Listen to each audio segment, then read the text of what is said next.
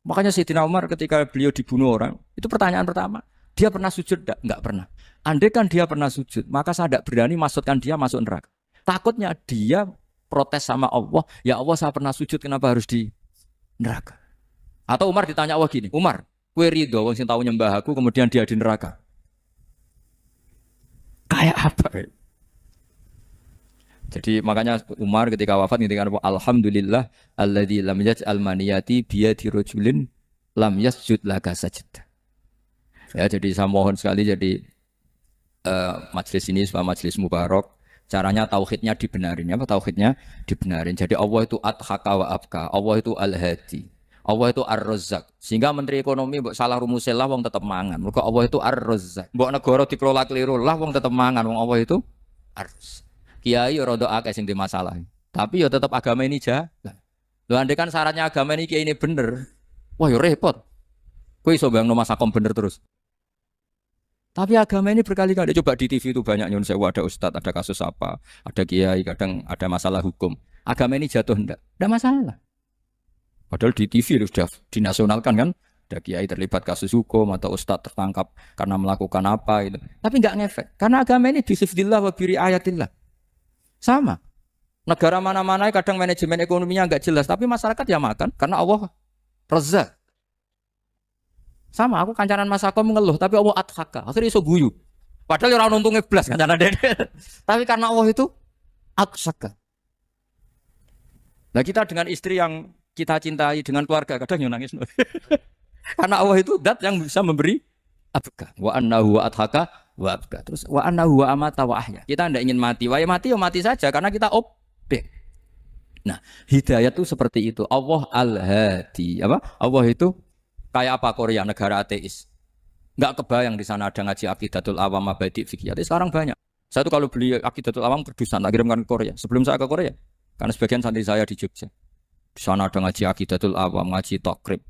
Bahkan saya di sana dilakokno sakduna fid dunya. Kayak apa Allah kalau ingin bikin hidayah? Karena Allah itu al-hadi. Wong Indonesia digerakno seneng duit. Bareng wis seneng duit mau apa? Korea. Setelah di Korea tersiksa karena nggak ada tempat sujud. Akhirnya urunan. Segampang itu kalau Allah mengendaki. Itu enggak dibenem MUI, enggak dibenem. Karena Allah al-hadi. Jadi saya mohon sekali tauhid ini dibenerin dulu. Allah tetap al-fa'ilul mukhtar, apa? Al-fa'ilul. Sehingga Allah mensifati dirinya adhaka. Mbok kamu bendung kayak apa, orang ngaji saya tetap guyu. Sekarang iso mbuli saya, oh Gus Bak ngaji itu guyu. Allah yang memberikan guyu kamu itu.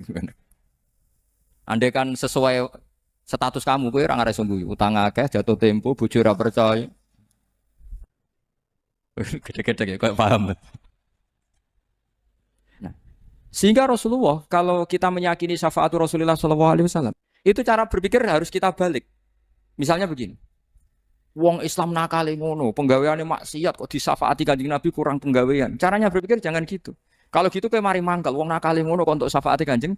Tapi cara berpikir gini, syafaatu Rasulullah itu wasi'ah, luas sekali.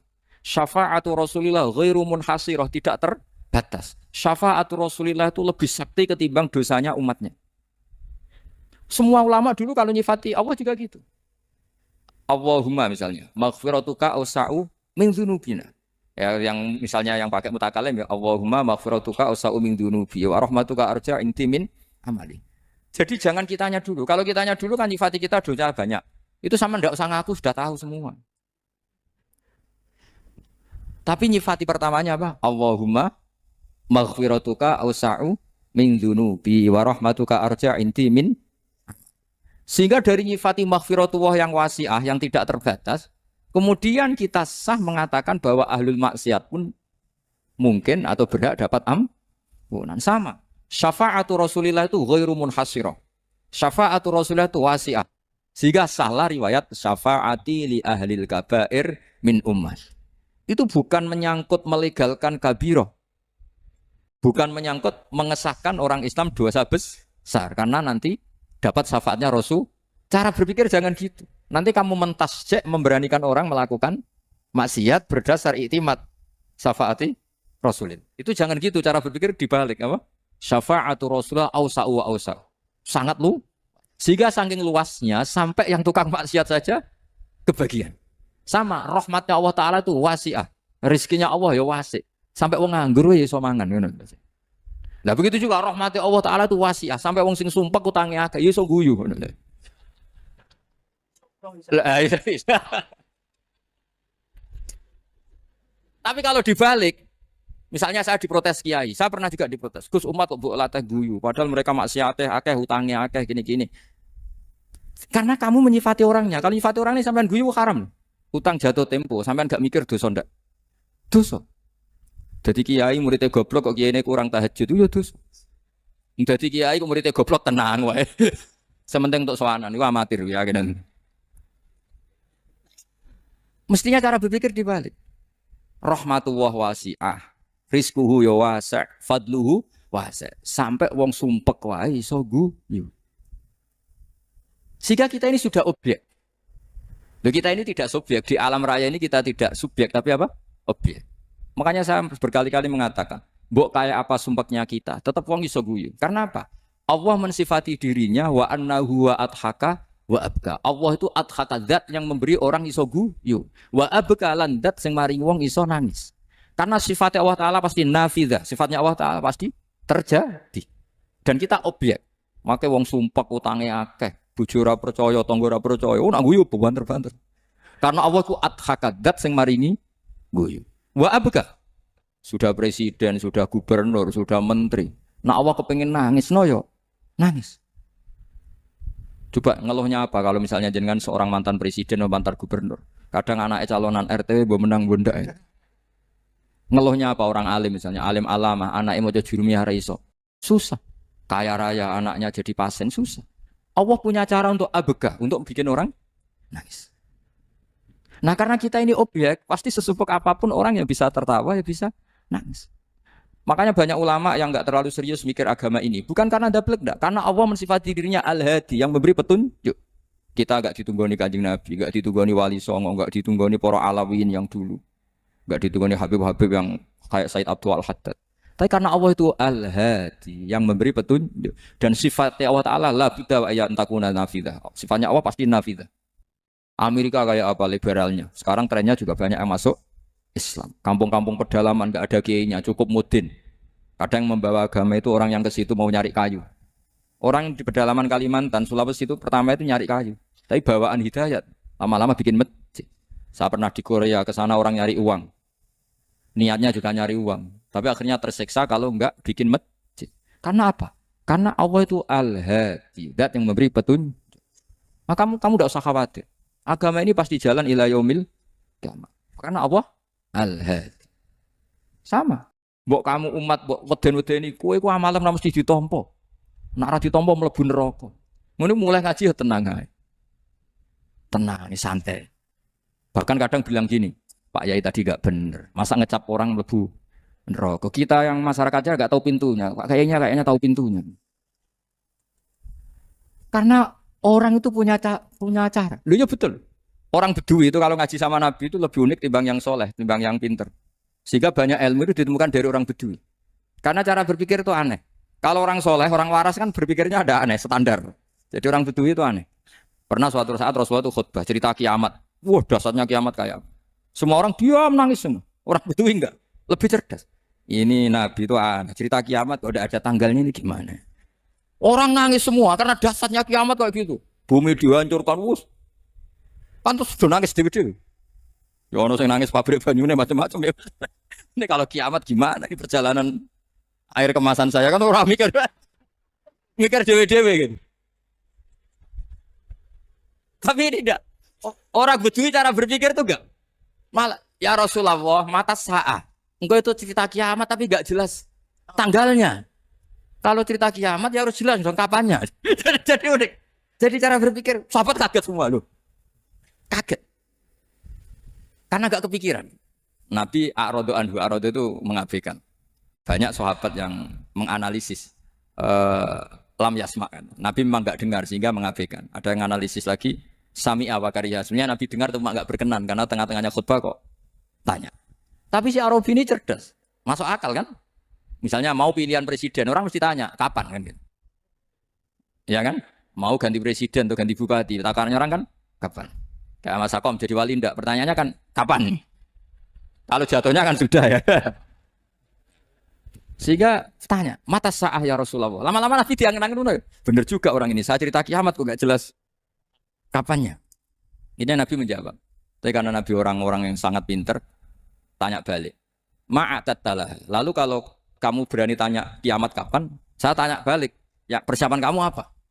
Jawabnya santai saja. Fawwah ma'atatullah kabira sholatin wala siyamin walakinni uhibbuka ya Rasulullah. Saya enggak menyediakan apa-apa, salat saya biasa aja, maksudnya standar. Ya kira-kira 5 waktu pas. Ya jenis saya lah kira-kira.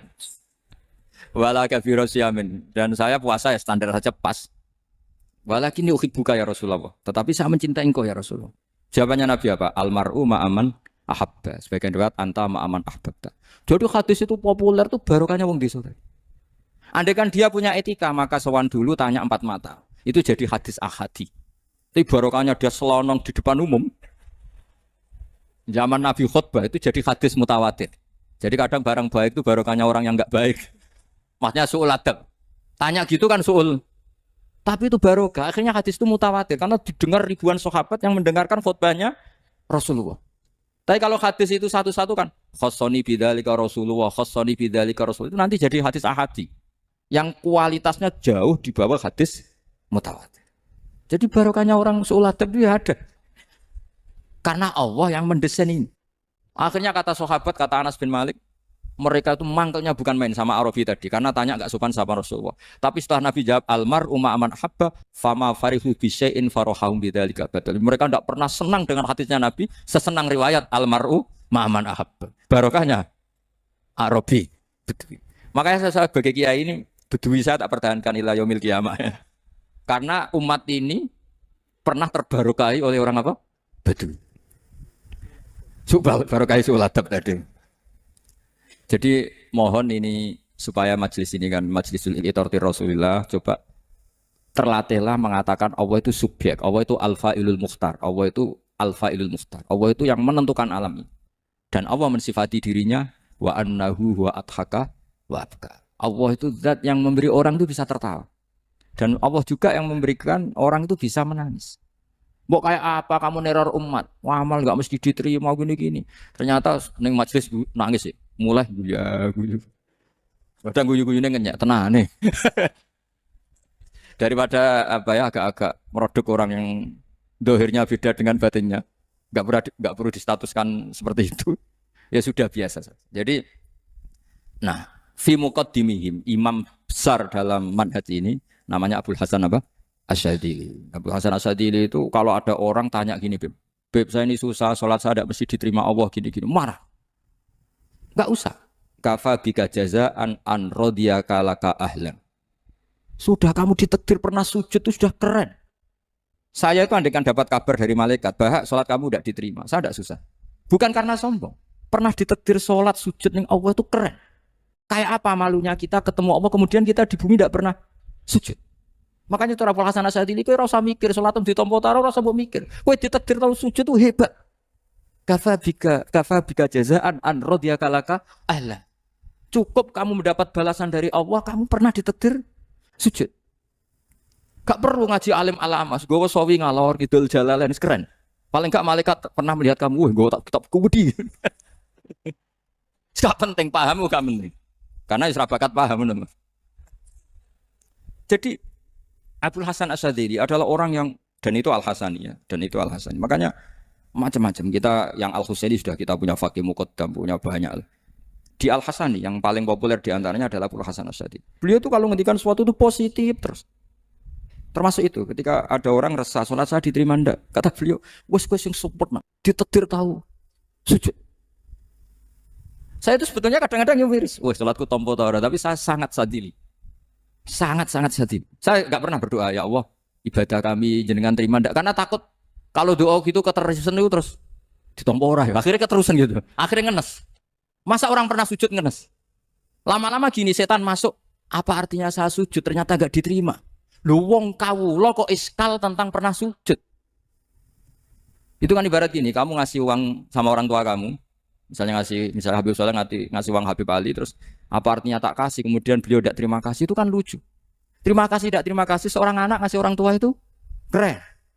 Makanya saya bangga dengan Habib Soleh ketika beliau mengumrohkan Habib Ali, sudah mendaftarkan haji Habib Ali. Gak usah mikir diterima apa enggak. Wes keren, itu sudah perilaku yang keren, yang hebat. Tapi ngeten nggih kula pesen karena Habib Soleh mulai kecil sama saya, sama-sama ngaji di Mbah Mun. Orientasi terbaik saking sunnah nabawiyah, gini ku keberlangsungan. Terus kula sering belajar tentang kitab-kitab samawi, kitab-kitab sing diriwayataken beberapa ulama ahli kitab. Sing pun disaken kalian ashabur Rasulillah sallallahu alaihi wasallam. Niku riyen Nabi Ibrahim niku pertama dadi Khalilur Rahman. Kekasih Allah Khalilur Rahman. Niku mergi piyambake nu tersiksa. Tersiksa protes. Terus kadang tiang saya niku kudu protes. Tapi protes buat kita demo. Protes itu tidak harus demo, protes.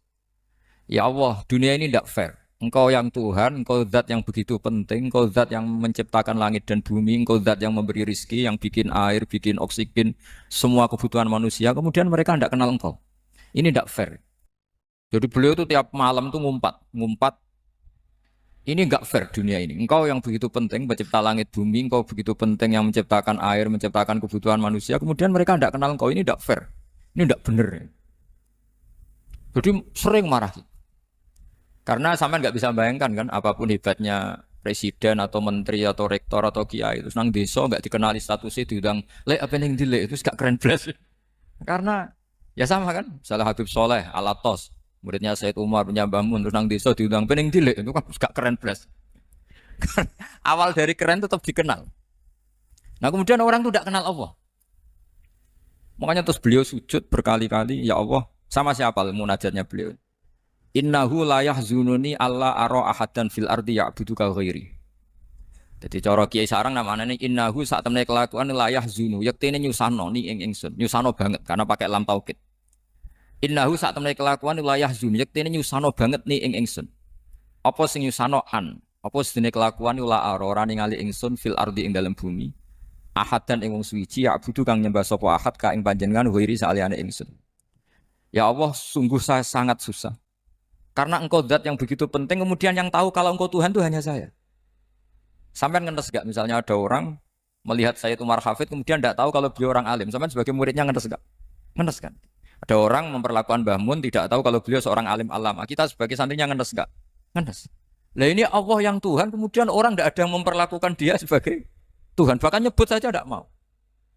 Itu ketersiksaannya Nabi Ibrahim.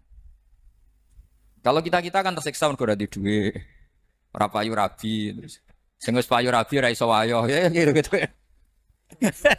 Macam-macam kesulitan. Itu jadi apa jadi wali itu sudah berat karena orientasinya agak tentang Allah tapi tentang diri sendiri. Ana sing susah proposal ragu ya Mas Angga. Macam-macam. Artinya Nabi Ibrahim itu orang yang benar-benar Khalil Rahman. Beliau tersiksa ini karena dunia dianggap gak fair. Masa Allah zat yang begitu penting kemudian mereka enggak tahu. Maka awal dari nubuah itu apa? Menaukan al-i'lan, mempermaklumatkan Allah di alam raya ini. Makanya enggak ada nabi kecuali memaklumatkan diri.